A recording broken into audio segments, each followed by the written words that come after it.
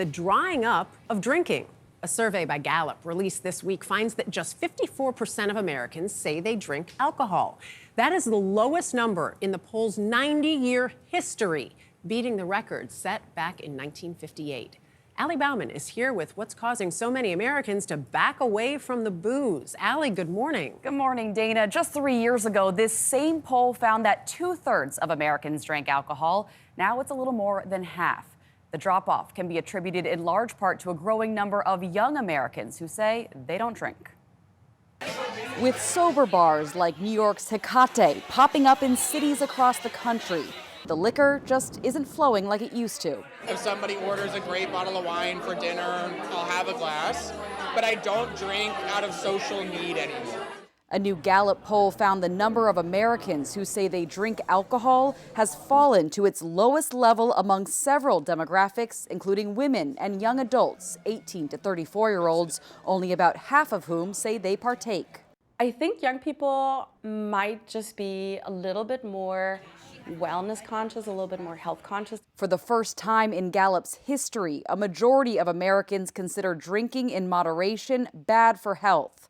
CBS News medical contributor Dr. David Agus. Drinking too much alcohol clearly has a major impact on all forms of health. But at the same time, it's a little bit exaggerated to say that alcohol in small amounts has a health negative. What constitute small amounts? That's the key question. The poll also found Americans who do drink are throwing back less. Those who partake having an average of 2.8 drinks in the past week, the lowest number since 1996. The way it's said in most of the literature is up to a drink a day for women and 2 drinks a day for men. If it affects your sleep, to me, that's too much alcohol. And Americans aren't exactly swapping one vice for another. While marijuana use is higher today than a decade ago, as recreational marijuana is now legal in about half the country, Gallup found its reported use has stayed fairly steady over the past 4 years.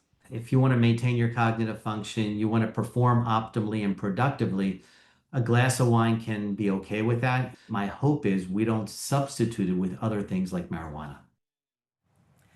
And Dr. Agus says it's best to talk to your doctor about your habits because there is conflicting data out there. In December, the National Academy of Medicine released a report finding moderate alcohol consumption is associated with a lower risk of death. Then a month later in January, the Surgeon General issued a public health advisory that moderate drinking could increase your risk for certain cancers. Dana? All right, Allie, thank you. So much news out there. Somewhat confusing. I know it is. Too. Just that last report, I thought edibles would be the reason why they're drinking less. But they're not. They're not. Yeah, just a choice of Sounds like we're different just lifestyle. thinking more about our health. Yeah, overall. All right.